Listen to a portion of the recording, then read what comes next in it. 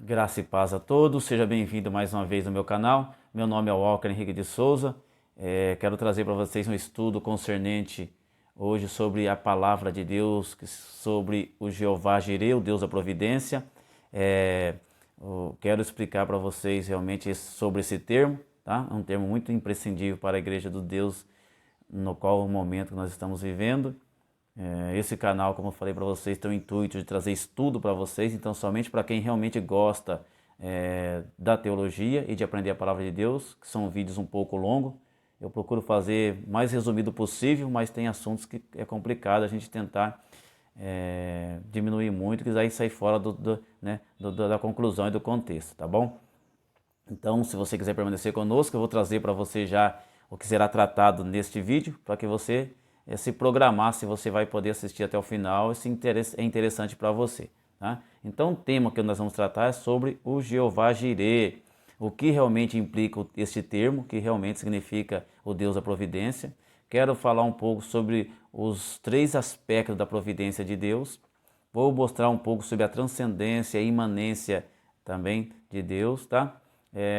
Vou apresentar algumas doutrinas metafísicas, onde o ser humano tenta explicar, através do seu raciocínio lógico, sobre o governo no mundo, tá? Algumas doutrinas acerca disso, do governo no mundo. E quero também apresentar o concurso da providência, sobre os atos livres dos homens. Tá? E quando a gente fala dos atos livres dos homens, tanto dos homens bons como os homens maus. Tá? E depois, para finalizar, qual realmente é a atitude correta para você poder receber a providência divina, tá certo? Porque infelizmente hoje nós estamos inundados aí de muitas heresias acerca deste tema. E para a gente já tá dando início a esse vídeo, eu vou estar me baseando com o texto base no livro de Gênesis, capítulo 22 e verso de número 8. No verso 14 você vai ver também essa referência aí do Jeová Jireh, tá? Então lá no verso 22, capítulo 22, verso 8, diz assim: E disse Abraão, Deus proverá para si o cordeiro para o holocausto, meu filho.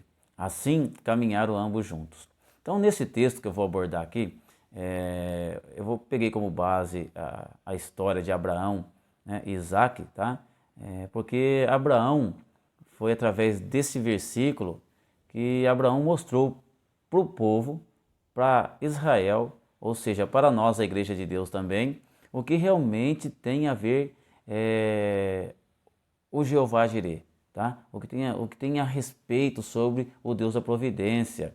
E nós vemos aqui que a providência divina, ela foi demonstrada aqui através da fé que Abraão tinha acerca de Deus, tá? Dentro dos atributos de Deus, a qual ele conhecia a Deus, tá? Ele sabia que ele seria beneficiado, tanto ele quanto o seu filho seria beneficiado com esse atributo aí de Deus, e dentro desse atributo de Deus tem aí a providência divina, tá? E aí por isso que ele solta uma profecia, nesse verso 8 ele solta uma profecia dizendo que Deus proverá para si o cordeiro. Então ele já tinha certeza, né? Então não foi aqui uma fé cega, né?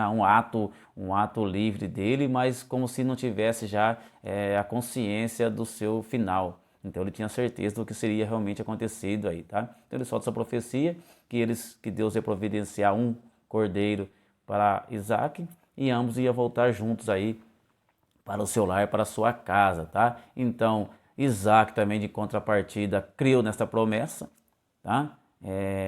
E também ele recebeu aí no lugar dele o cordeiro, né? Que realmente Deus providenciou para ele, tá? Então Abraão tinha certeza disso. E a partir desse episódio, desse texto que nós acabamos de ler, desse contexto, é que ficou cunhado pela tradição judaica cristã o Deus da providência, tá? O Deus Jeová Jireh. Então nós vamos estar tratando acerca desse tema aí, Jeová Jireh, tá bom? Só que antes da gente entrar propriamente dito na palavra de Deus, na teologia, nós temos que mostrar, eu quero mostrar para vocês algum pensamento acerca do governo no mundo, tá? Porque eu vou falar sobre a providência, o governo de Deus no mundo. Trata-se praticamente do governo de Deus, o Jeová Jireh, Deus da providência. Mas foi também aí no longo da história, a partir do século XIX, aí, eles tentaram demonstrar realmente aí né, que há outras forças, há outras coisas que realmente acabou vindo aí à tona acerca do governo no mundo, tá? E algumas doutrinas também da antiga, né, lá antiga, da filosofia antiga também, abrange tudo isso, então foi se materializando e normalizando a partir do século XIX com os estudiosos, com os filósofos aí, tá bom?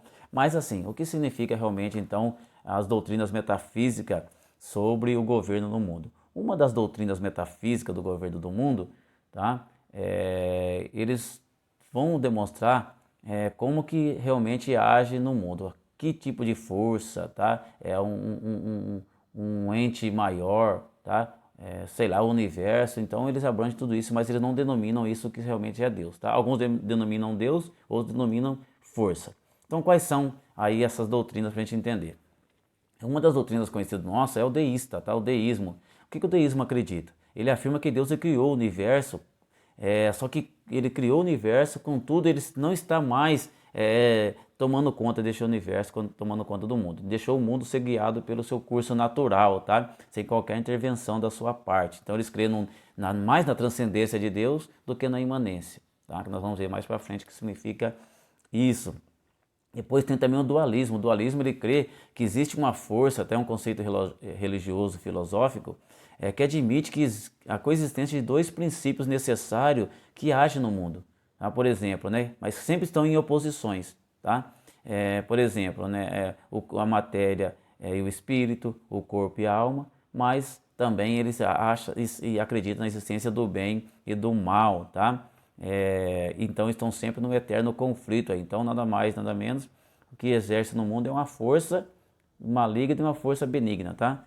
Que está agindo no governo do mundo. Então existe essa divisão aí. Depois também tem o determinismo. O determinismo é um princípio segundo o qual tudo no universo, até mesmo a vontade humana, ela está submetida às leis necessárias e imutáveis. É de uma forma tão tremenda que o comportamento humano está praticamente determinado, está pré-determinado pela natureza, e ele vai realizar aquilo que já está praticamente posto, tá certo? Onde aí o sentimento de liberdade do homem não passa de uma ilusão. Então o homem ele está iludido achando que ele é livre, mas infelizmente já está pré-determinado para fazer as coisas de acordo com a vontade de uma força maior. Tá? Então o determinismo acredita nisso. E muitas pessoas também acreditam, né, acerca disso, achando que realmente é o tal chamado destino. Falou, não era destino dele fazer tal coisa. Tá? Então essas teorias existem ainda também. Mas tem outra teoria chamada o indeterminismo. Ele acredita, é uma doutrina segundo a qual a vontade do homem já é livre.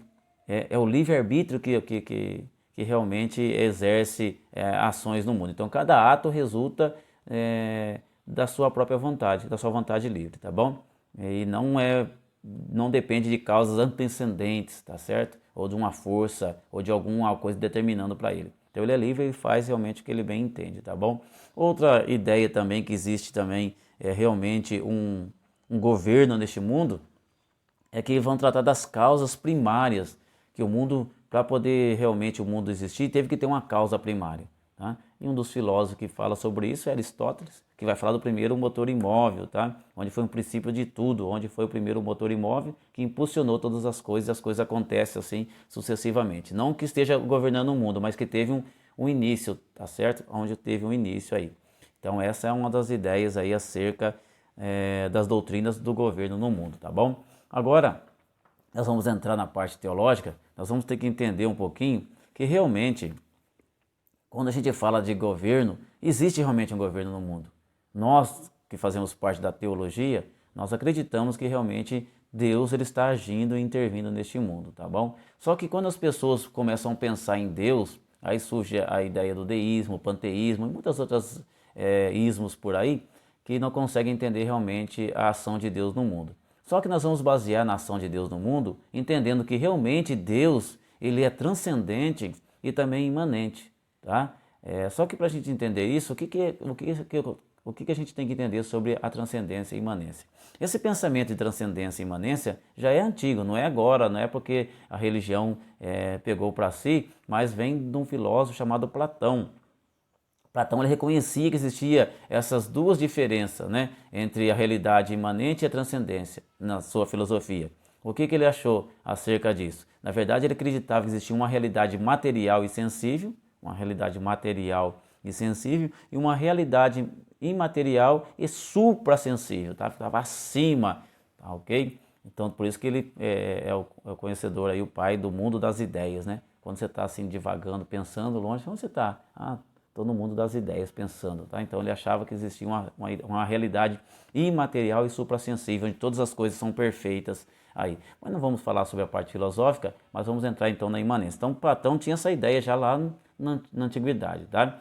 E essas duas formas aí que Platão ele apresenta, realmente faz parte do Deus da Bíblia, o Deus da teologia cristã, tá? Então a transcendência aí e a imanência, ela vem da tradição judaico-cristã e também da islâmica, tá certo? Que está baseada na noção de um Deus transcendente, ou seja, uma entidade primeira, separada da matéria, mas que foi responsável por criar a matéria. É como se fosse o deísmo, tá? O deísmo, na verdade, ele acredita nisso. E ele achava que então Deus, ele só acha que Deus é transcendente, ele não age no mundo, tá? Ok? A transcendência. É como se fosse aquela ilustração do relojoeiro, né? O relojoeiro criou o relógio, deu corda no relógio e não mexe mais no relógio. O relógio vive conforme as suas leis mecânicas aí, tá? Onde ele vai trabalhando sem intervenção do relojoeiro, tá ok? Até que chegará o dia do fim que não vai ter mais aí, vai parar, né, de funcionar o relógio, tá bom? Então essa é a transcendência que nós cremos aí, que as pessoas acreditam, tá certo? E quando nós dizemos que Deus agora é imanente, porque Deus é transcendente, está acima, a parte suprassensível está acima da sua criação, porque Ele realmente que criou, então eles acreditam que tem uma força que criou, só que essa força criou o mundo e abandonou o mundo. Agora já a imanência não. A imanência nós temos a ideia que realmente Deus, Ele é um Deus imanente. Quando a gente fala sobre isso, nós estamos dizendo realmente que Ele está perto de nós.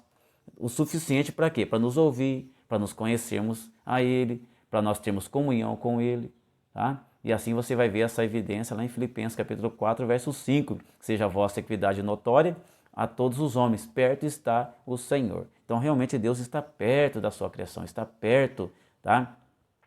Do seu povo. Então isso mostra realmente que Deus não está distante da sua criação, mas que Ele interage, por seus atributos comunicáveis e incomunicáveis, Ele interage com a sua criação, tá? Então Deus está ativamente intervindo e agindo na sua criação. Só que não pensando que Deus está aqui no mundo da forma do panteísmo. O panteísmo, eles acreditam, é como se fosse uma expansão de Deus, onde tudo é Deus, eu sou Deus, tudo na matéria é Deus, tudo que é no mundo é Deus, tá? Como se Deus fosse um todo. Mas não, mas realmente Deus ele está interagindo, porque nós acreditamos na imanência num Deus pessoal, tá? Agora o panteísmo já é um impessoal que realmente não faz parte separado, tá? Ele está no todo. Mas nós acreditamos que realmente é um Deus pessoal, que realmente ele comunica com a gente, conversa com a gente, guia a este mundo e governa este mundo, tá bom? Então nós podemos dizer realmente que Deus é um Deus transcendente que criou todas as coisas, mas também ele é imanente, que ele cuida, preserva, tá? E governa este mundo, tá ok? E em Jeremias capítulo 23, do verso 22 ao verso 24, ele comprova para nós aí também, né, a ideia de transcendência e imanência. Está escrito assim, tá? Porventura sou eu Deus de perto, diz o Senhor, e não também Deus de longe? Esconder-se-ia alguém em esconderijos, de modo que eu não o veja? Diz o Senhor. Porventura não encho eu os céus e a terra? Diz o Senhor. Tá? Então, realmente, nós estamos vendo aí que Deus está agindo, interagindo através da sua transcendência e também da sua imanência, tá? Que fica bem claro isso. Agora, dentro da imanência de Deus, um Deus que cuida, um Deus que realmente está conosco, interagindo com este povo, com a sua criação, nós vamos entender então o primeiro aspecto da providência, que é o aspecto da providência chamado preservação, tá? O aspecto da providência, preservação, vai nos mostrar, nos ensinar que realmente Deus preserva o mundo que Ele criou, Ele preserva este mundo. Este mundo está sendo preservado por Deus. Então Deus não apenas criou o mundo, nessa ideia, mas também o sustenta com a destra das suas mãos, com a destra da sua justiça. Deus realmente está intervindo aí, né, e preservando este mundo. Então, a partir do ato criador de Deus, né? Quando ele criou o mundo lá em 6 dias, depois no 7º ele descansou. Então ele terminou a sua criação no 6º dia. Então a partir do término do 6º dia, do 7º dia em diante, a gente tem ideia que Deus descansou, mas na verdade Deus ele trabalha até hoje. Foi o que Jesus disse, né? Meu Pai trabalha até hoje. Por quê? Porque realmente ele está a partir do início do 7º dia, começou-se aí realmente o início da providência divina. Tá? O texto de Hebreus capítulo 1, do verso 1 ao verso 3, ele diz que o mundo foi criado através de Jesus e que é sustentado igualmente através dele, pela palavra do seu poder. Então, realmente, Deus está preservando este mundo. Então, a Escritura, a própria Escritura, a palavra de Deus, ensina para nós que Deus se envolve com tudo aquilo que Ele criou. Realmente Ele está intervindo neste mundo até nos mínimos detalhes. Deus ele tem cuidado, tá bom? Neemias, no capítulo 9, verso 6, diz assim, ó, só tu és Senhor, tu fizeste o céu dos céus e todo o seu exército, a terra e tudo quanto nele há. Falando da transcendência, tá? Os mares e tudo que há neles, e tu preservas com vida, o exército dos céus te adora. Então vai falar da parte da imanência que ele também preserva tudo com vida, tá? Então você pode também achar essa referência lá em Mateus capítulo 6, verso 26, onde Deus manda você observar. Jesus observa as aves dos céus, né? Não planta, não cega, não junta em celeiros, mas o Pai a cuida, o Pai Celeste a sustenta. Então você vê que realmente Deus está cuidando da sua criação, tanto do mundo animal, né? Da fauna, da flora, e nós também, seres humanos aí, que realmente é criação de Deus, tá? Então, quando a gente começa a entender isso, acerca da providência, nós não vamos colocar as coisas, né, numa conclusão lógica, discutindo que existe coisas como sorte, que existe coisa como acaso, que existe coisa como destino. Não existe, tá? Nós só estamos vivos, ninguém tem sorte de estar vivo, nós só estamos vivos pela providência de Deus. É pela providência de Deus que nós estamos vivos, tá? Então a Bíblia nos mostra também que a tua justiça é firme como as altas montanhas e as tuas decisões insondáveis como o grande mar. Tu, Senhor, preserva tanto os homens quanto os animais. Então Deus realmente está preservando este mundo. Então dentro do aspecto da providência, realmente Deus ele preserva o mundo que ele criou. Ele preserva este mundo, tá? Então em Colossenses capítulo 1, verso 17, a Bíblia nos informa, nos diz que todas as coisas subsistem por ele. Então tudo subsiste por ele, para ele, tá? Então todas as coisas estão debaixo da providência. Então um aspecto da providência nós temos que entender que realmente Deus ele cuida do mundo que ele criou. Ele preserva este mundo, tá? Então ele está preservando este mundo. Então um dos aspectos da providência é a preservação. Então quando a gente vai falar do aspecto da providência, tá? Da preservação, nós vamos entender também uma coisa, que Deus, na verdade, você fala assim, então se Deus ele realmente está preservando esse mundo, então quando nós vamos tratar do outro aspecto da providência, que é o governo de Deus, então dentro do governo de Deus, Deus ele realmente ele faz com que as pessoas façam tudo o que ele queira, nós vamos ver que não, tá? Então nós vamos, antes da gente entrar na parte do governo de Deus aqui, eu vou trazer para vocês duas citações da Confissão de Fé de Westminster, para você ver realmente como que significa aí a providência dentro da fé cristã, tá? Olha que diz aqui a citação.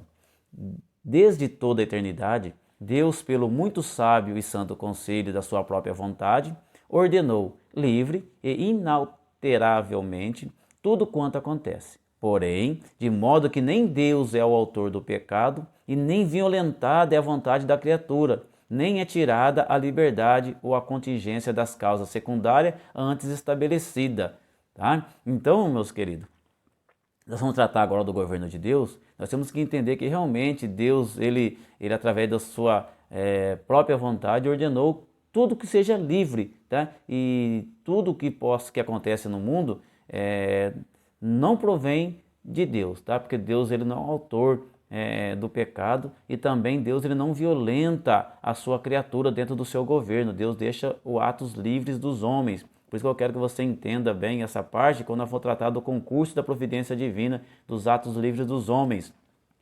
Tá? Então Deus realmente ele não violenta a vontade da criatura. Ou seja, quem são a criatura? São os seres humanos que foram criados aqui, tá certo? Então você vai ver isso na Confissão de Fé de Westminster 3.1. Eu vou falar para vocês agora o 5.2, que diz assim, ó, O meio principal pelo qual Deus executa a sua vontade é através das causas secundárias. Exemplo, leis da natureza e escolha humana. Em outras palavras, Deus trabalha indiretamente através dessas causas secundárias para realizar a sua vontade. Então, é dentro das escolhas, das leis da natureza e escolha dos homens, que Deus ele indiretamente trabalha com as causas secundárias para realizar a sua vontade. Então, Deus é a causa primeira, a causa primária. E as ações dos homens e as leis da natureza são as causas secundárias, tá? Então, 3.1 vai dizer isso. Agora, o 5.2, tá?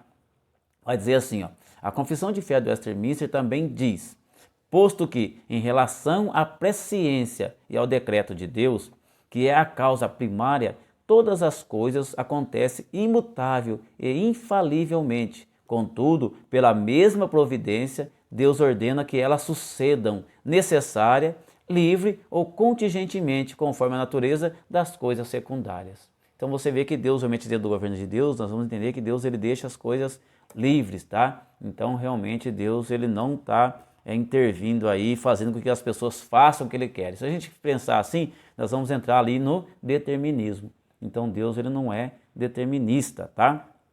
Então, para a gente entender um pouco sobre isso, sobre o atos livres dos homens, eu quero explicar um pouco para vocês sobre os concursos, tá? A palavra concursos mesmo, né? Não é concurso, tá? É concursos, através dos atos bons dos homens.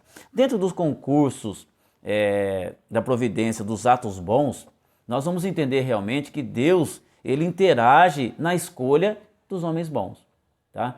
Por que eu quero que você entenda isso? Para você entender isso, você tem que entender que quando o servo do Senhor ele aceita Cristo como seu único e suficiente Salvador, ele não vive mais ele, mas Cristo vive em mim. Então Cristo está vivendo em mim. Eu não faço mais a minha vontade, eu não ando mais de acordo com a vontade da minha carne, mas eu ando agora de acordo com a vontade do meu Espírito. Então o meu Espírito realmente está interligado com o Espírito de Deus, então eu faço de acordo com a vontade de Deus. E as pessoas dizem assim, mas você é livre para escolher fazer sim? O livre-arbítrio, dentro do livre-arbítrio eu posso escolher, mas a gente consegue entender claramente, não é algo, o mundo não consegue compreender isso, mas não é algo que está fora do alcance do ser humano. Quando você realmente tem o seu espírito vivificado por Cristo, na ressurreição de Cristo, e você aceita como Ele, seu único e suficiente Salvador, nós entendemos através da nossa razão, através da nossa própria consciência, quais são as escolhas mais assertivas para ser feita e realizada para que o nome de Deus seja glorificado.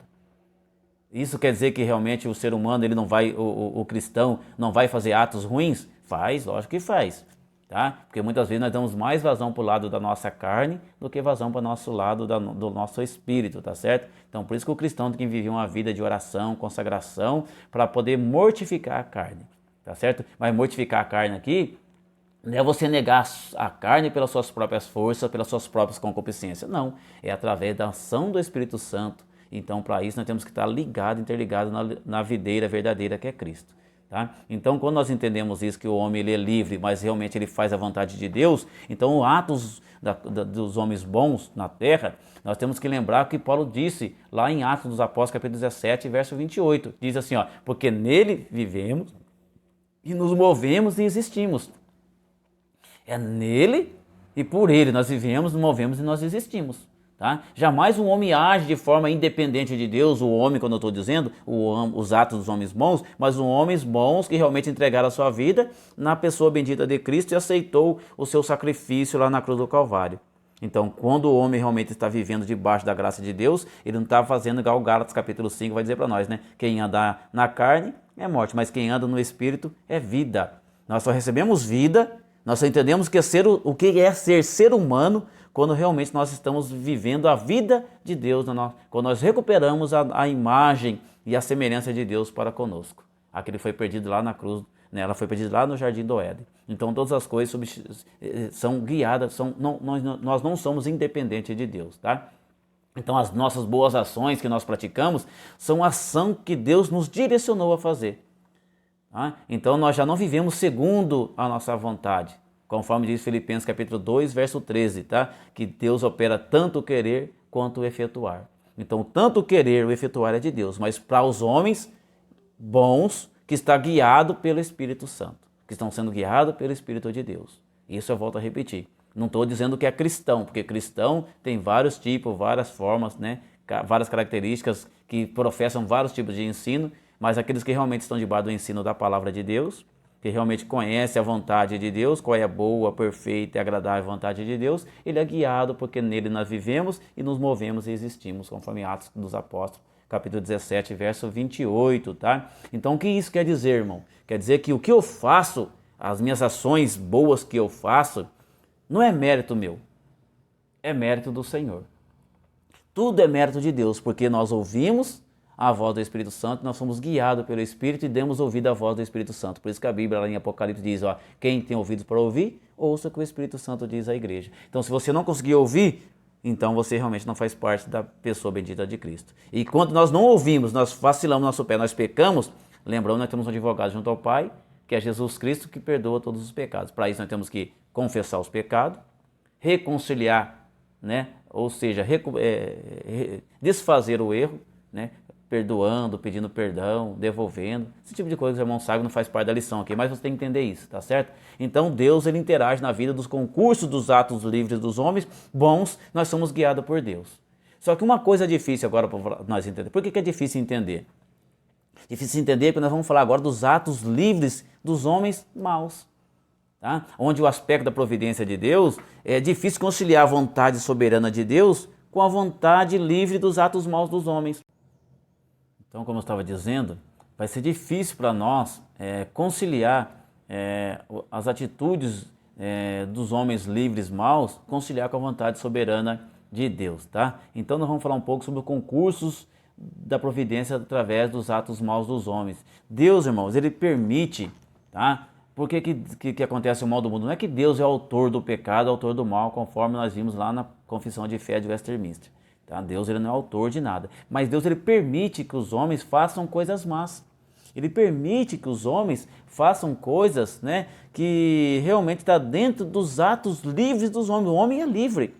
Essa liberdade faz parte do homem. Por isso que o homem é livre para crer em Deus, crer para fazer a vontade de Deus, para crer na palavra de Deus. Eles são livres. Crer se quiser. E Deus não influencia na decisão do homem. Porque é isso que eu falo, se também Deus influenciasse nos atos dos homens para poder escolher e adorá-lo, então que liberdade o homem tem? Então a gente era obrigado a fazer. Então nós somos livres para fazer essas coisas, tá? Então Deus permite que o homem faça coisas más, só que Deus não é autor do mal. Tá? Também ele não induz o homem a pecar para realizar o seu querer, mas só que Deus, através dos atos maus dos homens, você tem que entender que o homem, ele nunca perde a sua liberdade, tá? No que consiste no fato de que nunca foi forçado naquilo que ele fez porque ele quis, porque ele foi livre. Ele sempre faz o que quer conforme a disposição da sua natureza interior, que daí vai entrar no outro ponto que é sobre o pecado. Tá? Não vamos entrar aqui, mas o homem, ele é livre para fazer conforme a sua natureza interior. Então, não há ato humano, tá, que seja feito contra a vontade humana. Não há um ato humano que seja realizado que foi feito contra a vontade humana. As pessoas começam a falar que foi o diabo, que foi isso, mas o homem foi livre. O homem é livre para poder escolher. Tá? Então, nunca a liberdade humana é tirada. Nunca a liberdade do ser humano ela é violentada, conforme diz lá na Confissão de Fé, que nós acabamos de ler. Tá? Nunca é tirada. Todavia, todos os atos do ser humano não são independentes. Tá? Por mais que ele faça conforme ele é livre para fazer o que ele faz, o que ele bem entende, mas eles não são independentes. Tudo que o homem faz está sempre conectado à vontade maior, que é a vontade divina, tá? Que é a causa primária. Então, através dos atos maus dos homens, a causa secundária, Deus, através da sua causa primária, vai fazer exercer com que tudo que o homem faz vai ser para realizar os seus propósitos eternos. As pessoas não acreditam nisso. Muitas pessoas aí que têm umas crenças filosóficas diferentes não acreditam nesse tipo de coisa. Mas tudo que o homem faz contribui para o seu propósito eterno. Você quer ver um exemplo comigo? Vamos pegar um exemplo para você ver, para a gente entender através da palavra de Deus. Vamos pensar um pouco numa figura muito importante, que tudo que eu fui falado aqui está expresso nessa passagem. José do Egito. José do Egito era o filho preferido de Jacó. Só que Jacó tinha seus irmãos e os seus irmãos tinham ciúmes dele, de acordo com a sua natureza interior, dos irmãos de José. Tá? Só que num certo dia eles aproveitaram da ocasião e venderam José para o Egito. Só que para você ver que as atitudes más dos irmãos de José trouxe transtorno para José, não é verdade? Só que não foi violentada aqui a natureza dos próprios irmãos de José. Os irmãos de José fizeram conforme as suas próprias natureza e escolhas. Eles fizeram de acordo com a sua vontade. Só que José enfrentou com isso prisões, escravidão. É por isso que o cristão, os homens bons, que os cristãos que adoram a Deus em espírito e em verdade, quando eu falo em espírito e em verdade, que estou dizendo aquela pessoa que é um estado de espírito, tá? Não é somente movimento. Às vezes os homens, há mal no mundo e que prejudica as pessoas boas. Por quê? Porque realmente os homens são livres. Só que todo ato livre do homem mau vai repercutir em coisas boas para os homens bons. Por isso que eu digo para você, permaneça firme, que no dia da sua vitória Deus vai te abençoar, porque tudo vai cumprir um propósitos eternos, tá? Então os homens aqui agiram de forma, com seus próprios atos, eles foram responsáveis pelos seus próprios atos, os irmãos de José, tá? Não foi Deus que fez isso de maneira nenhuma, tá? Mas você vai lá na frente, algum versículo vai dizer, mas você vai entender por que nos versículos para frente, o próprio José vai dizer isso. Tá? Mas por quê? Porque eles agiram segundo os seus impulsos pecaminosos. Eles agiram de acordo com os seus próprios impulsos da natureza humana que eles possuíam. Deus não foi autor do pecado dos irmãos de José, de maneira nenhuma. Mas eles foram livres. Tá?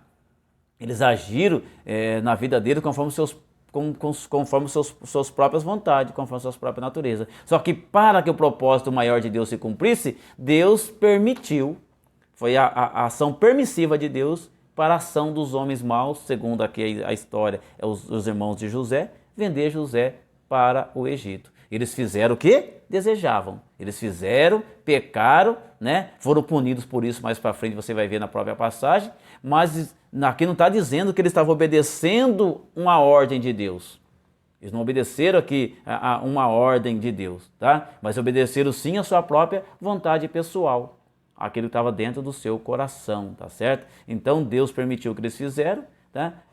Então eles não deixou de fazer o que eles desejavam, tá certo? Então não seguiu também aqui a vontade de Deus, não seguiu a própria vontade. Então é difícil conciliar com concursos da providência dos atos livres dos homens maus, porque os homens maus estão sempre indo de contra a palavra e a vontade de Deus, tá? Então fica difícil. Mas porém, em todos os atos livres dos homens maus, Deus ele trabalha para um propósito final e eterno, que é a causa primária, tá? Então Deus agiu na vida de José, aonde José chegou ali num cargo tão importante no Egito, para a preservação da família de Jacó.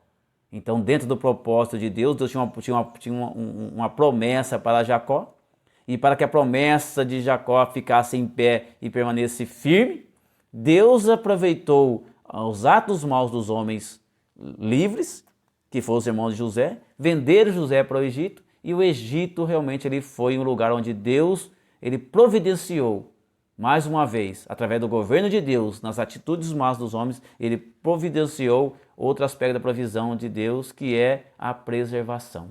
Então você vê que tudo está interligado, o governo e a preservação de Deus aí. Então lá em Gênesis capítulo 45, verso 8, o próprio José vai dizer para os seus irmãos que os atos livres deles, atitudes livres dele, estava por trás da causa primária, não que Deus agiu, mais uma vez falando, agiu para que o homem fizesse o mal, mas através do ato mal do homem, Deus agiu para que tudo se cumprisse. Por isso que ele disse, não foste vós que me enviaste para cá, e sim Deus, que me pôs por pai de Faraó e senhor de toda a sua casa.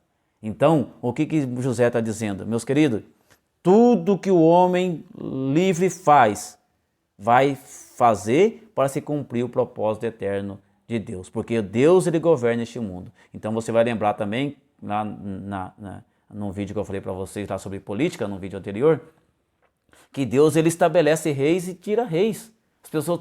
As pessoas estão se vangloriando, achando, porque eu fiz isso, faço aquilo, eu faço aquilo. Não, irmão, tudo está de abaixo do governo e da vontade divina. Mas não acredito. Um dia você vai acreditar, que um dia vai se cumprir tudo que está escrito na palavra de Deus. Tá? E a gente só consegue atingir isso através da fé revelada, da revelação especial de Deus para nós. Tá? E não só a simples mera fé comum que as pessoas têm, mas a fé realmente que Deus ele provém em nós através da sua Sagrada Escritura. Então com isso, nós conseguimos entender que dentro do governo de Deus, Deus preservou a família de Jacó, que ia passar por dificuldade, porque o rei de Faraó, ele sonhou com as 7 vacas magras e as 7 vacas gordas, as espigas feias e as espigas bonitas lá à vista, tá? Então, através da causa secundária, Deus agiu na sua causa primária, que foi a preservação do povo de Jacó, tá? Então, por isso José disse lá, vós, na verdade, intentaste o mal contra mim. É isso que o ser humano tenta fazer, os atos livres dos homens maus, eles intentam fazer mal contra nós. Porém, o Deus o tornou em bem. Deus sempre vai tornar em bem para aqueles que verdadeiramente o adoram em espírito e em verdade, tá? Aí ele diz lá também em Gênesis capítulo 50, verso 20, né? Para fazer como vedes agora, que se conserve muita gente em vida. Então, meu querido, você, homem livre e mau, que não crê na providência divina, não crê em Deus, todas as suas atitudes vai contribuir para os propósitos eternos de Deus, tá? Então, tudo que acontece no mundo acontece debaixo do olhar e do comando eficaz de Deus. Tudo, tudo. Nada foge do seu controle. Tá? Porém, tudo que o homem faz, faz porque a sua vontade deseja. Então, os concursos da providência de Deus, através dos atos bons dos homens, nos ajudam a entender a maneira como Deus age neste mundo. Tá? E também como os homens agem no mundo. Por isso que existe o mal no mundo. Porque Deus, dentro da sua contingência, não deixa o homem ser violentado a sua liberdade. A sua liberdade está de acordo com a sua própria vontade, tá? Então sempre aí uma concorrência entre os dois. Não uma junção de força, tá? Como se o homem fizesse metade e Deus fizesse o resto. Não é isso que eu quero dizer. Mas é o fato que Deus ele age nas atitudes livres dos homens. Deus age na atitude livre dos homens, tá? Levando fazer-se e cumprir-se a sua vontade suprema, tá? Que é a sua causa primária, tá? Mas lembrando, sem ferir de maneira nenhuma a responsabilidade pessoal do homem, as atitudes pessoal do homem, porque cada ato, tá? Seu é o homem responsável pelo seu próprio. O homem é o autor dos seus atos, tá? É o autor do pecado, é o autor do mal. Não é Deus, mas o próprio homem. Porque se o homem não quisesse fazer, ele era livre. Mas ele faz de acordo com a sua natureza. E para vencer a natureza, somente aceitando Cristo como seu único e suficiente Salvador. Então, no caso do pecado aqui, todo ato pecaminoso ocorre por ação do homem. Ocorre por ação do homem, tá? Porém, é inegável que o pecado do homem esteja incluído também no decreto permissivo de Deus. Então, Deus ele permite para que o homem ele possa fazer o que ele bem entender, mas tudo vai terminar com a atitude e a vontade de Deus, tá? Nos seus propósitos eternos. Então, Deus realmente ele governa este mundo, tá? Então, nós vamos entender isso. Então, esses são os dois aspectos da providência. O aspecto da providência que é a preservação e o governo. Então, Deus ele realmente ele governa este mundo. Deus ele interage nesse mundo. Então, ele faz tudo de acordo com a sua vontade, dentro dos concursos da providência, dos atos livres dos homens. Tá? Então, tudo está trabalhando para o propósito de Deus eterno ser cumprido. Agora, vamos entrar para, praticamente dito, no tema desta mensagem, que é o Jeová Jireh, o Deus da provisão. Outro aspecto da providência é a provisão de Deus. E quando a gente pensa em Deus da providência, em Jeová Jireh, nós temos que entender que este termo é dotado, meu querido, de duas premissas verdadeiras, duas particularidades interligadas entre si que não se excluem, mas são coparticipantes e têm relação mútua entre si.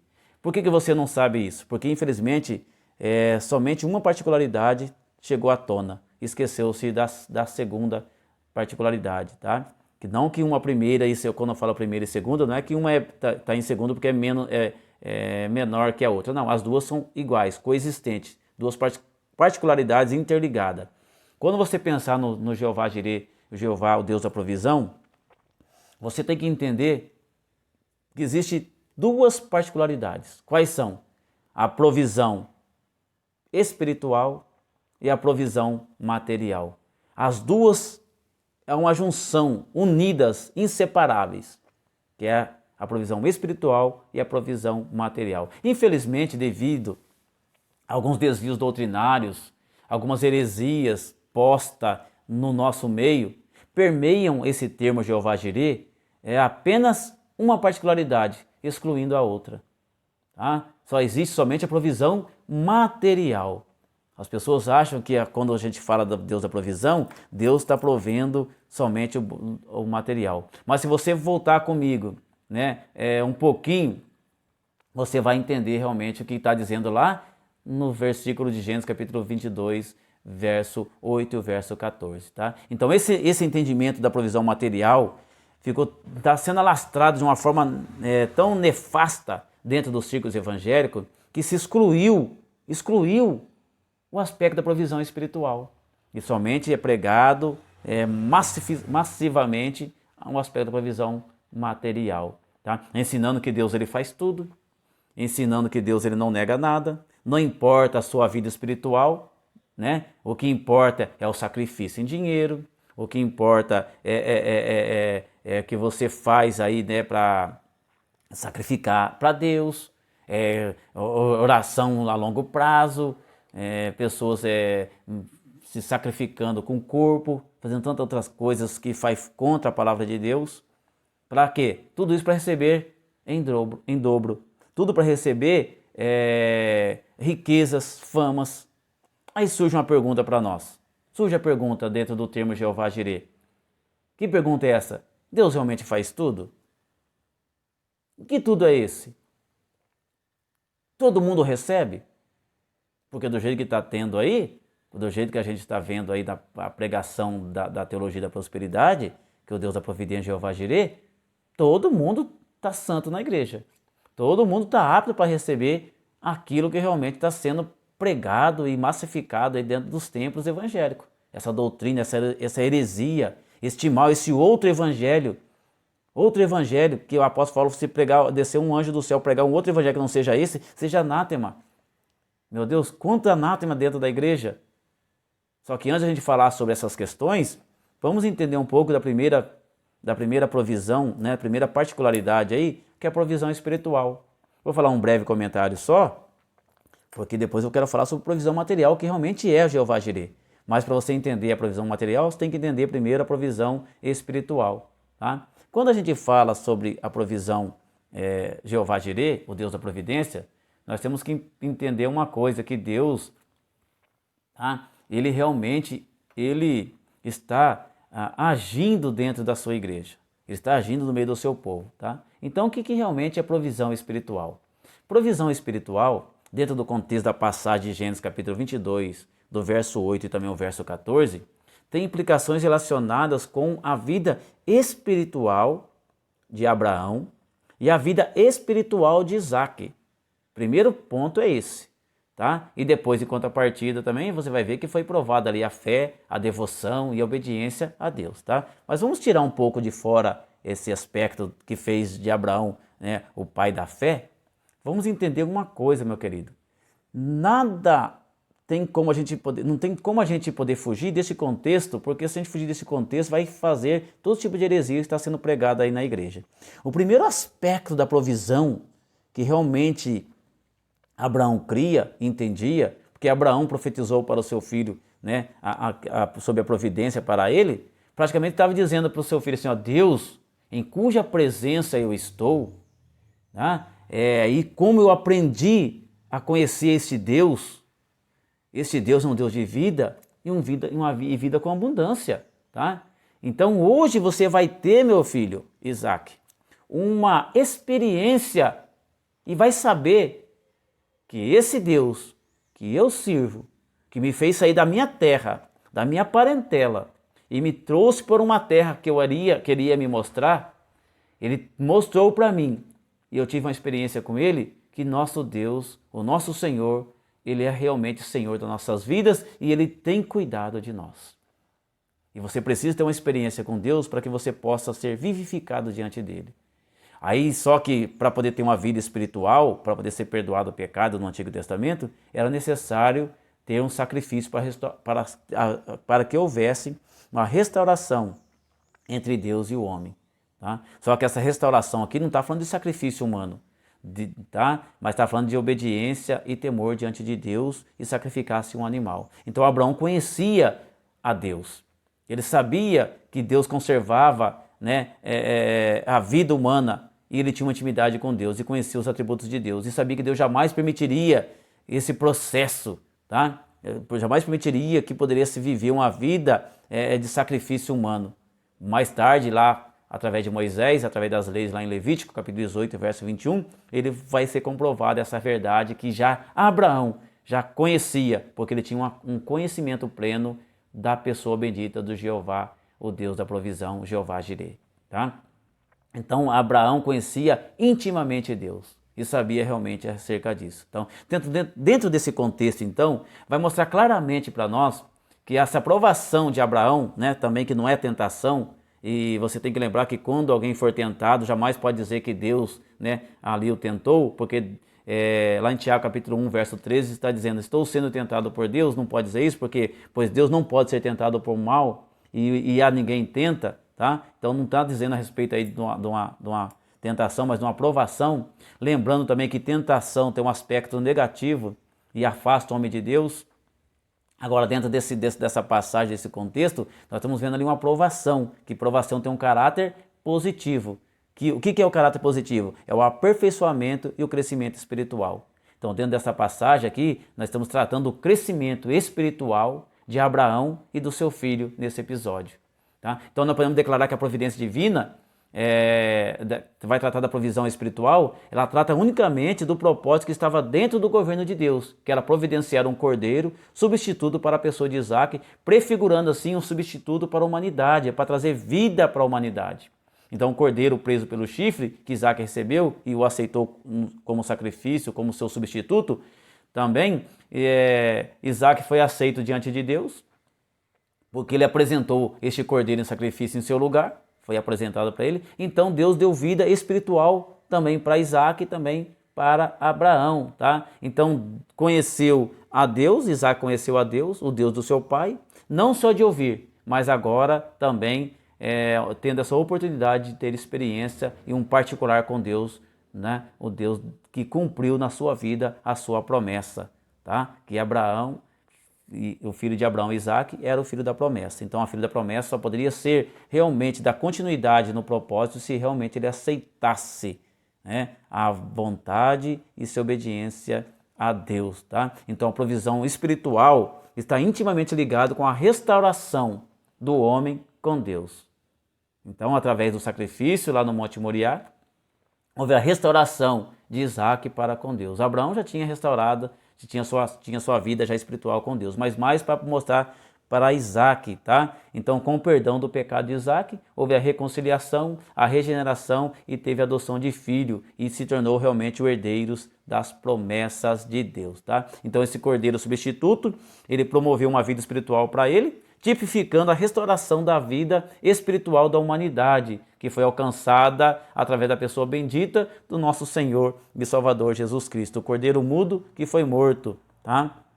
Para perdão e remissão dos pecados deste mundo, tá? Então, é o Cordeiro de Deus que tira o pecado do mundo. Então, ali está prefigurando a vida, é um tipo de Cristo, tá? Porque Deus amou o mundo de tal maneira que deu seu Filho unigênito para todo aquele que nele crê, não pereça, mas tenha a vida eterna, tá? Mas para que o mundo fosse para que não condenasse o mundo, mas que o mundo fosse salvo por ele. João capítulo 3, verso 16, verso 17. Então a provisão espiritual, ele tem um caráter de nos tornarmos filhos de Deus, conforme está em João, o Evangelho de João, capítulo 1, verso 12, tá? Mas infelizmente, quando a pessoa pensa no Jeová Jireh, essa particularidade fica excluída, esquecida e pouco valorizada. Aí, então, quando você pensar no Jeová Jireh, você tem que lembrar que nós temos que primeiro estar vivificado com Deus. Nós temos que ter a provisão espiritual primeiro, tá? E quando você entende isso, você vai entender que realmente dentro da provisão de Deus, o Jeová Jireh, você tem que lembrar que Deus, ele cuida da sua criação. Aí você agora você foi vivificado o seu espírito, teve uma vida espiritual, tá? Então nós vamos agora entrar para a vida da provisão material. Mas para você entender a provisão material, você tem que entender que realmente Jeová Jireh está dizendo de um Deus que cuida da sua criação. Porque lá em Gênesis capítulo 8, verso 22, ele diz, enquanto a terra durar, sementeira segue frio e calor, e verão e inverno, e dia e noite não cessarão. Tá? Então quando a gente olha para isso, nós temos que entender que Jeová Jireh é o Deus da provisão, é o Deus que cuida. É um Deus que cuida do seu povo. Lá em Mateus capítulo 6, verso 26, ele disse, ó, não, olhe para as aves do céu, não semeiam, não cegam, não juntam em celeiro, contudo vosso Pai Celeste a sustenta. Aí mais tarde ele vai dizer também, ó, não vende-se 2 pardais por um AC, né? E nenhum deles cairá em terra sem o consentimento do vosso Pai. E quanto a vós outros, até os cabelos da vossa cabeça estão contados. Mateus 10, 29 e 30. Se Deus cuida dos passarinhos, meu irmão, alimentando, sustentando durante toda a vida dele, se Deus sabe até o número dos cabelos que nós temos na cabeça, eu paro para pensar um pouquinho. Se ele está tão envolvido com essas coisas, né? Quanto cabelo tem, sobre o cuidado dos passarinhos, desde as menores coisas, eu fico pensando, e a gente começa a pensar um pouquinho, como que Deus, ele não vai cuidar de você, meu filho? Você é ser humano. Se Deus cuida, a Bíblia fala que vale mais você do que muitos passarinhos. Então, quando nós estamos falando da providência, Jeová Jireh, o Deus da provisão material, você tem que entender primeiramente que Deus vai cuidar de você da provisão espiritual, vai trazer você como adoção de filho. E aí, depois desse renascimento da provisão espiritual, você vai estar apto para poder conseguir a provisão material. Então, vamos entender essa particularidade que é a provisão material. O que será que realmente é a provisão material? Essa outra particularidade da provisão material, infelizmente, devido à massificação da teologia da prosperidade e muitas heresias, ensinam que a provisão sempre está relacionada com posses materiais, esquecendo da espiritual, com bem-estar físico, sucesso nesta vida, tá? Que inclui principalmente recursos materiais abundantes, riquezas, ouro, prata, saúde, roupas, casas, carro, viagem, promoções no trabalho, sucesso nos negócios e tantas outras coisas mais. Tantas outras coisas mais, como se Deus ele fosse, né, o gênio da lâmpada, uma fada madrinha. Ó, vai lá que nosso Deus tem. Vem para Deus que Deus vai te dar isso. Vem para Deus que Deus vai te dar aquilo. Mas não começa a acreditar que tem que vir para Deus para alcançar a provisão, a outra particularidade que é a provisão espiritual. Só vem atrás de Deus, atrás dessas coisas. É outro evangelho sendo pregado que afirma que os crentes têm direito às bênçãos mediante as confissões positivas de fé. Semear e colher, pagamentos altos de dízimo, oferta grande de dízimo, sacrifício de oferta em dinheiro. Tá? E o pior de tudo isso é que ainda essas heresias ensinam você a ter cobiça, determinando as coisas do outro para si. Aí eu determino que esse carro desse irmão é meu. Eu quero esta casa é minha. Tá? Então, na visão deste outro evangelho, na visão acerca dessa provisão material que o povo prega dentro da igreja, que Deus vai dar, Deus vai fazer, está mostrando uma prerrogativa onde não prevalece a vontade divina, não prevalece o cuidado de Deus, não prevalece a providência de Deus, mas passou a ser um atributo do homem, passou a ser uma meritocracia. Eu recebo as coisas porque eu tenho mérito, porque eu mereço. Eu sacrifico, eu oferto, eu semeio e tudo mais que acontece. Daí fica essas heresias, profetizando, falando o que faço e aconteço.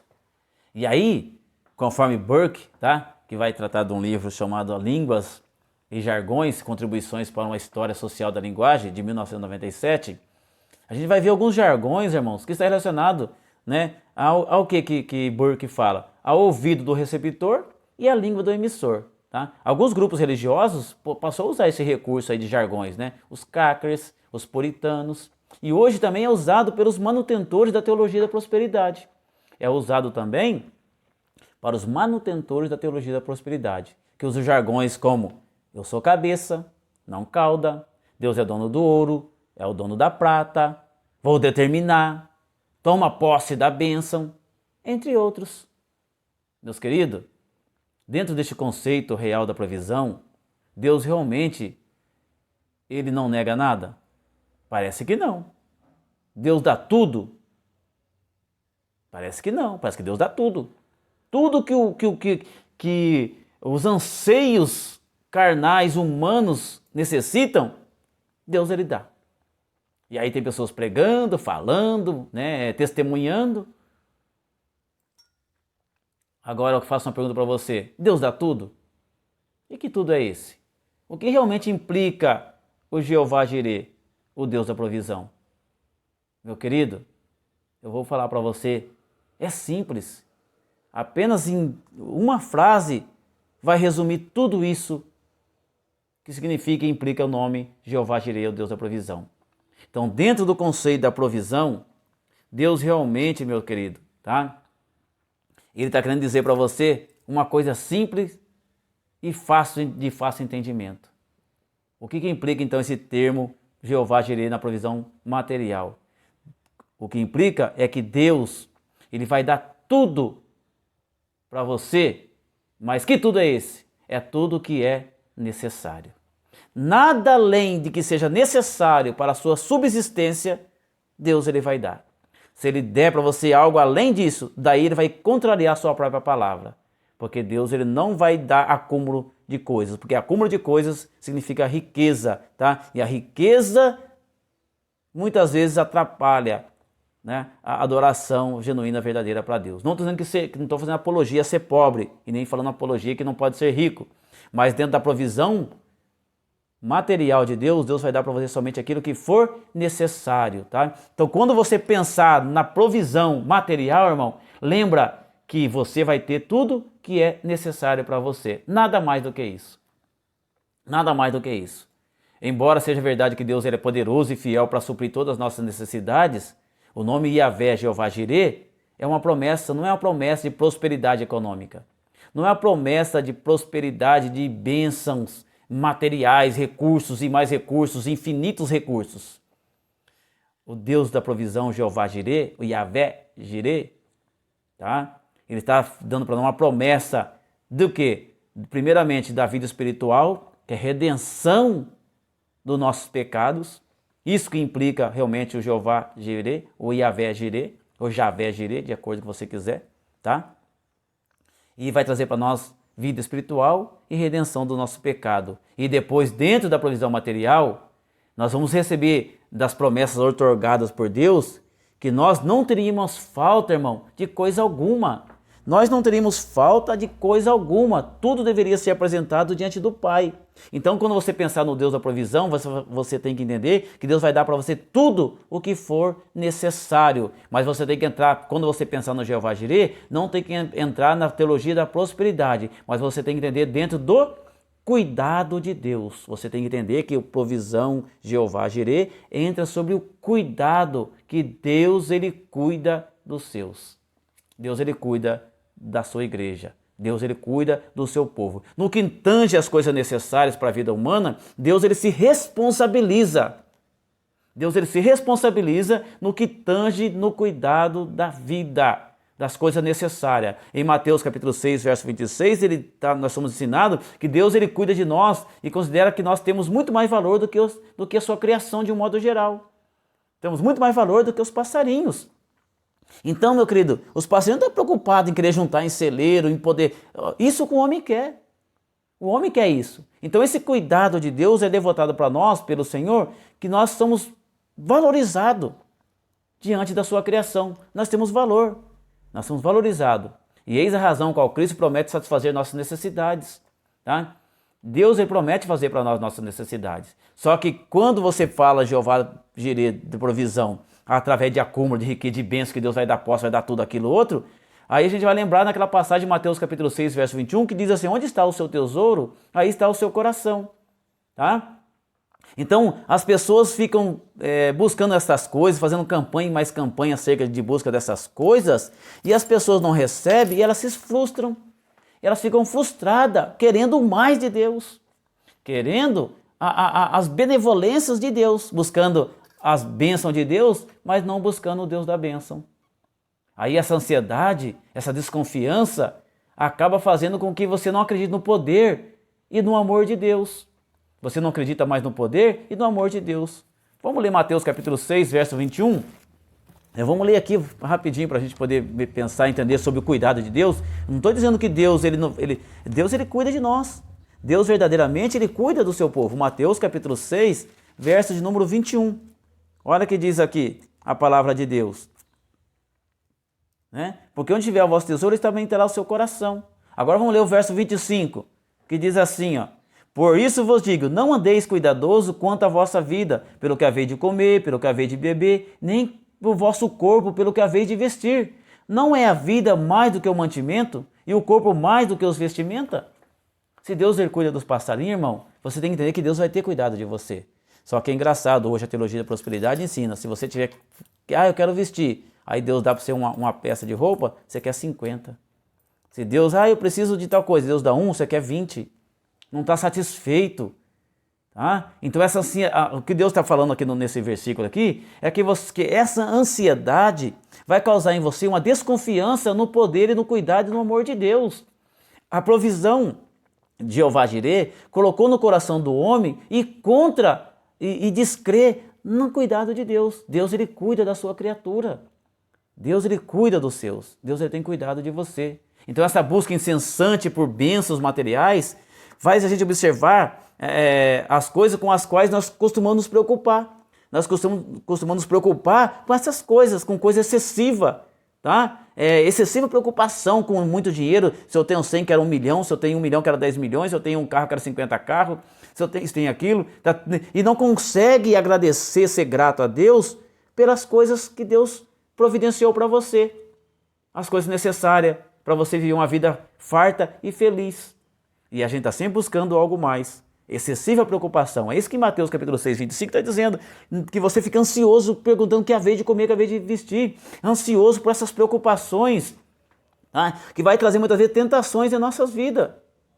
Portanto, irmão, não se preocupe com o que haver de comer, o que haver de beber, o que haver de vestir. Pois as pessoas que não conhecem a Deus correm atrás dessas coisas. Mas o Pai Celestial as sabe que delas necessitas.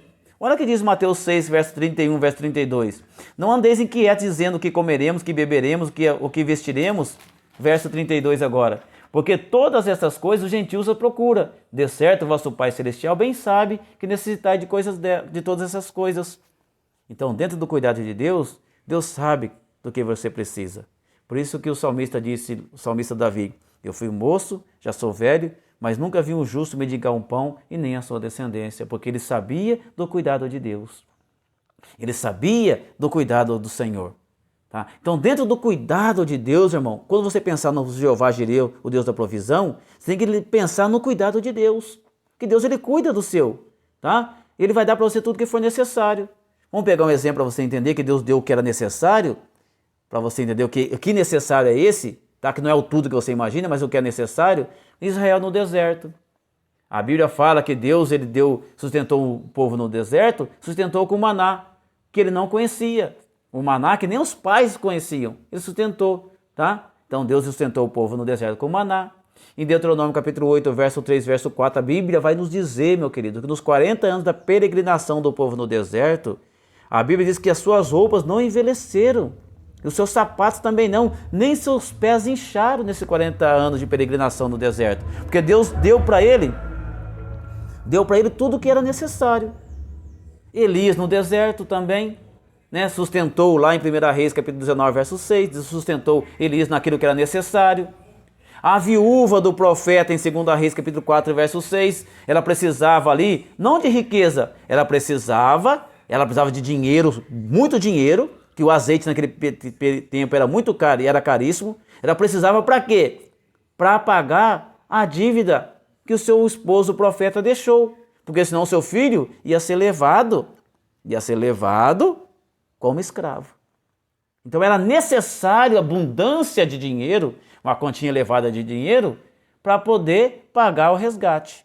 E também depois precisaria que ter azeite na panela e farinha na panela, não se extinguisse, para que vencesse aquele período de escassez de chuva, né, que estava tendo lá em Israel, que foi profetizado pelo profeta, que não haveria chuva segundo a sua palavra. Então tinha fome em Israel, e eles vivenciaram. Mas quando realmente trouxe chuva novamente, quando realmente trouxe novamente ali como trabalhar e ter sustento, parou de sair azeite da botija, e parou de sair farinha da panela. A Bíblia não mostra isso, mas você pode entender isso. Quando Israel saiu do deserto, entrou em Canaã, cessou o maná do céu. A providência do maná cessou, porque agora ia te vivenciar e viver com o fruto do seu trabalho. Tá? Também na multiplicação dos pães, Jesus mostrou realmente que Deus ele tem poder para cuidar dos seus povo. Lá em Mateus capítulo 14, verso 20, Deus mostrou para eles lá. Então, meu querido, eu quero que você entenda uma coisa. Parar de pensar e ficar ansioso por essas coisas. Porque eu vez de comer, de beber e de vestir. Mas lembra do cuidado de Deus. Creia no cuidado de Deus. Creia na provisão das coisas necessárias para a sua vida. Creia nisso. Não estou pregando que você tem que ser pobre, não. Você tem que ser abençoado, rico mesmo. Trabalhe, né? Se estude, se esforce, monta um negócio. Creia que tudo que você colocar nas suas mãos, Deus vai abençoar. Mas para que você possa receber também, meus queridos, você tem que lançar toda a sua ansiedade na mão do Senhor, porque Ele tem cuidado de vós, conforme está em 1 Pedro, capítulo 5, verso 7. Porque Deus está cuidando de você. Agora Deus, meu irmão, não entra em contradição com a sua palavra. Tá? Em Mateus, verso 25, não andeis ansioso, é uma advertência para você ir contra essa falta de fé no cuidado de Deus. Nós devemos deixar Deus reinar na nossa vida, meus queridos. Ele vai honrar quem tiver com a sua vida plena e entregue a Ele, tá? Com responsabilidade. Aí quando nós usamos o termo provisão no sentido de aquisição de posses materiais, isso se chama riqueza, acúmulo de riqueza. E as pessoas estão dando imenso valor a isso, né? E torna um trabalho árduo buscar essas coisas, tá? Onde tem controle da nossa mente, né? Fica fazendo tudo para poder buscar riqueza, vanglória, e deixa de crer na primazia de nosso Deus. Tá certo? E aí vai cumprir Mateus capítulo 6, verso 24. Eu vou ler para vocês. Mateus 6, verso 24. Deus não vai contradizer a sua palavra. Se Deus ficar dando riqueza, pessoas buscando riqueza, riqueza e mais riqueza, essa busca incessante, não estou dizendo que não ser rico. Pessoa que é rica, não. Mas pessoas que usam desse subterfúgio da teologia da prosperidade para buscar riqueza. Para querer ser rico de qualquer maneira, de qualquer custo. Aí tem sua mente controlada acerca disso. E olha o que a Bíblia nos diz daí. E tem muitas pessoas frustradas na igreja, saindo da igreja, porque Deus não faz, aí acha que Deus é culpado. Diz assim, ó. Ninguém pode servir a dois senhores, porque há de odiar a um ou admirar o outro. Ou dedicará mais a um e desprezará o outro. Não podereis servir a Deus e a Mamão.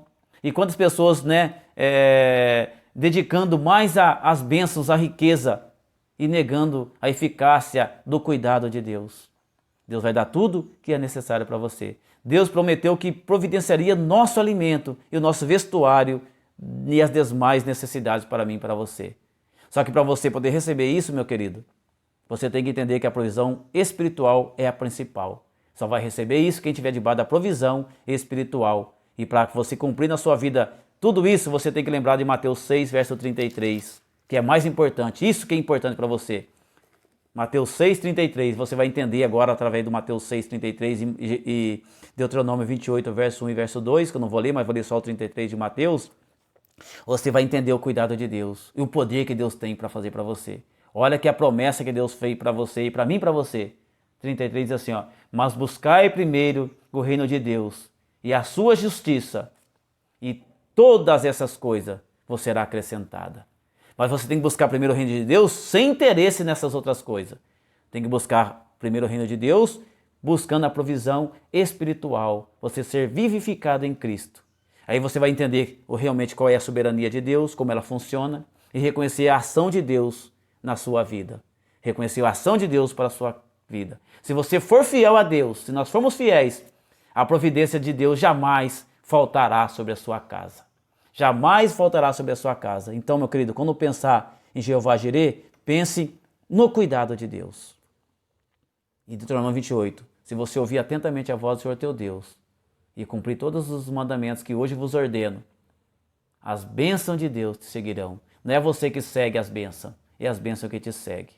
Não creia nesse outro evangelho, irmão. Creia no amor e no cuidado de Deus para a sua vida. Que Deus e Cristo vos abençoe. Se você gostou desse estudo, me ajude a propagar este canal. Entra, curte, compartilhe. Não esqueça de clicar no sininho para receber notificações. Eu quero que Deus Ele te abençoe e você tenha um cuidado, crendo no cuidado de Deus. A Bíblia, para finalizar, eu sendo mal, sei dar boas coisas para meus filhos, quanto mais o nosso Pai Celestial não vos dará o Espírito Santo, para você entender o cuidado de Deus.